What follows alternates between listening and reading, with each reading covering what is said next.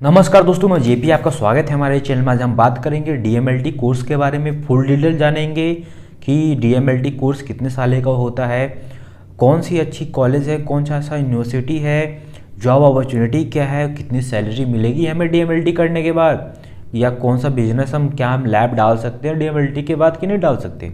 आइए जानते हैं इस वीडियो में फुल इन्फॉर्मेशन। देखिए फ्रेंड, डीएमएलटी का जो फुल फॉर्म होता है diploma in medical laboratory technology, जिसे डीएमएलटी शॉर्ट फॉर्म में कहा जाता है, जो कि 2 साल का कोर्स होता है। और ये इसे करने के लिए एलिजिबिलिटी है 12th पास आप होने चाहिए। 12th पास आप होने चाहिए, मिनिमम 50% मार्क आपका होना चाहिए और साइंस स्ट्रीम से आप होने चाहिए। साथ ही साथ इसमें रूल ये भी है कि आप पीसीबी यानी फिजिक्स केमिस्ट्री बायोलॉजी आपका मेन सब्जेक्ट होना चाहिए 12th क्लास में। कोई यूनिवर्सिटीज़ कोई कॉलेजेस हैं जो पीसीएम और आर्ट्स और कॉमर्स वाले स्टूडेंट, आर्ट्स वाले स्टूडेंट या पीसीएम वाले स्टूडेंट को भी डीएमएलटी में एडमिशन दे देती है। कुछ ऐसे कॉलेजेस हैं, लेकिन बाद में जो है जॉब और सैलरी में उनको जाकर दिक्कत हो सकती है। बाद में जाकर जो जॉब लगने में दिक्कत हो सकती है, सैलरी में दिक्कत हो सकती है। इसलिए ऐसे यूनिवर्सिटीज़ से, ऐसे कॉलेजेस से आप ना करें जो कि मान्यता प्राप्त ना हो और जो पीसीएम और वगैरह से करवाता हो, क्योंकि अभी तक का जो एलिजिबिलिटी है 12th पास होना चाहिए, साइंस से PCB physics chemistry biology 50% minimum marks, इसका एलिजिबिलिटी यही है।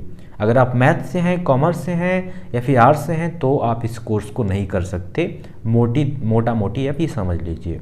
ओके फ्रेंड, डिप्लोमा डीएमएलटी में एक्चुअली में होता क्या है, डीएमएलटी में करने का क्या रहता है, ये तो बता दीजिए। देखिए, डीएमएलटी जो कोर्स होता है उसमें क्लिनिकल टेस्ट होता है। जैसे आपको कोई बीमारी होती है, सर्दी जुकाम, तो आप डॉक्टर के पास चले जाते हैं, डॉक्टर आपको दवाई दे देता है, आप ठीक हो जाते हैं। अगर कोई केस में ऐसा होता है कि आपको सर्दी जुकाम हुआ और डॉक्टर के पास आप गए, डॉक्टर ने दवाई दी, आप ठीक नहीं हुए, तब भैया उसमें जांच करना होगा कि क्या कारण है जो आप ठीक नहीं हुए। मतलब कौन सा ऐसा बैक्टीरिया है, कौन सा वायरस है जो आपके शरीर में ये डिजीज़ काउज कर रहा है। तो उसे पता लगाने के लिए हम क्लिनिकल टेस्ट करेंगे, ब्लड टेस्ट करेंगे, यूरिन टेस्ट करेंगे, एंटीबॉडी टेस्ट करेंगे। तो ये सभी test DMLT degree holder technician करते हैं, जिसे लैब टेक्नीशियन के नाम से जाना जाता है। देखिए, जो बेसिक लेबोरेटरी इक्विपमेंट है उसके बारे में जानकारी दी जाती है, साथ साथ पैथोलॉजी, माइक्रोबायोलॉजी और बायोकेमिस्ट्री के बारे में डीएमएलटी में आपको सिखाया जाता है। अगर हम फ़ी की बात करें तो देखिए, इसमें कोई फिक्स फ़ी तो नहीं है। फ़ी डिपेंड करता है कॉलेज के ऊपर कि कितना बड़ा कॉलेज है, कितना नामी ग्रामी कॉलेज है और किस यूनिवर्सिटी से एफिलेटेड है कॉलेज, उसके अनुसार वो अपना फ़ी डिसाइड करती है। अगर हम मिनिमम फ़ी की बात करें तो करीब 25,000 से लेकर के 1 लाख 1.5 लाख पर ईयर इसका फ़ी हो सकता है। ठीक है, गवर्नमेंट कॉलेजेस अगर आपको मिलता है, गवर्नमेंट कॉलेज में प्राइवेट कॉलेज के मुकाबला फ़ी थोड़े से कम होता है, थोड़ा का बहुत कम होता है फ़ी। अगर आप हायर स्टडी करना चाहें डीएमएलटी के बाद तो और आप BMLT, BSc in medical laboratory technology, blood testing, bank course, ये सब आप कर सकते हैं। क्योंकि डिप्लोमा कोर्सेज में जो जॉब स्कोप और सैलरी वगैरह होता है वो हायर स्टडी यानी बैचलर के मुकाबले बहुत कम होता है। ठीक है, लेकिन लोग डिप्लोमा इसलिए करते हैं डीएमएलटी या फिर डी फार्मा इसलिए करते हैं क्योंकि उनकी फाइनेंशियल स्थिति, घर की स्थिति ऐसी अच्छी नहीं हो पाती है, या फिर वो ज़्यादा लंबा कोर्स नहीं कर सकते, नहीं अफोर्ड कर सकते 3 साल 4 साल का कोर्स करना, तो डिप्लोमा कर सकते हैं। ऐसी बात नहीं है कि आपकी सैलरी अच्छी नहीं होगी। अगर आपका नॉलेज और स्किल अच्छा हो जाता है तो डेफिनेटली आपकी सैलरी और आपका ग्रोथ भी अच्छा होगा डीएमएलटी या किसी भी डिप्लोमा फील्ड में। आइए अब हम जॉब की बात कर लेते हैं कि देखिए, तो जॉब जो है प्राइवेट और गवर्नमेंट दोनों सेक्टर में आपको जॉब है।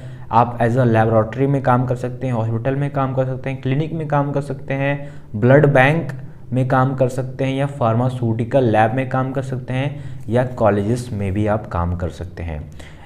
यहाँ पे खुद का एक लैब भी डाल सकते हैं कुछ रूल एंड रेगुलेशन के साथ। मैंने पहले वीडियो बना चुका हूँ कि DMLT वाली लैब डाल सकते हैं कि नहीं डाल सकते हैं, अगर डाल सकते हैं तो कैसे डाल सकते हैं, कौन कौन से रूल रेगुलेशन है डालने के लिए, मैंने पहले बता चुका हूँ आपको।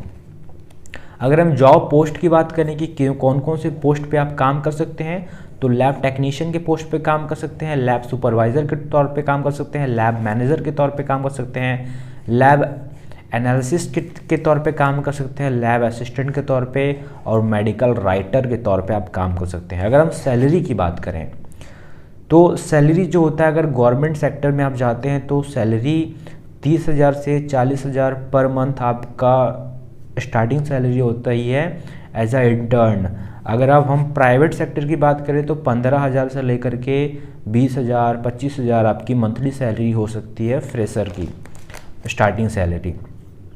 अगर आप DMLT के बाद कोई हायर कोर्स कर लेते हैं जैसे BMLT या BSc इन मेडिकल लेबोरेटरी टेक्नोलॉजी, आप कोई हायर डिग्री ले लेते हैं तो आपकी सैलरी स्टार्टिंग सैलरी डेफिनेटली बढ़ जाती है और बहुत बढ़ जाती है।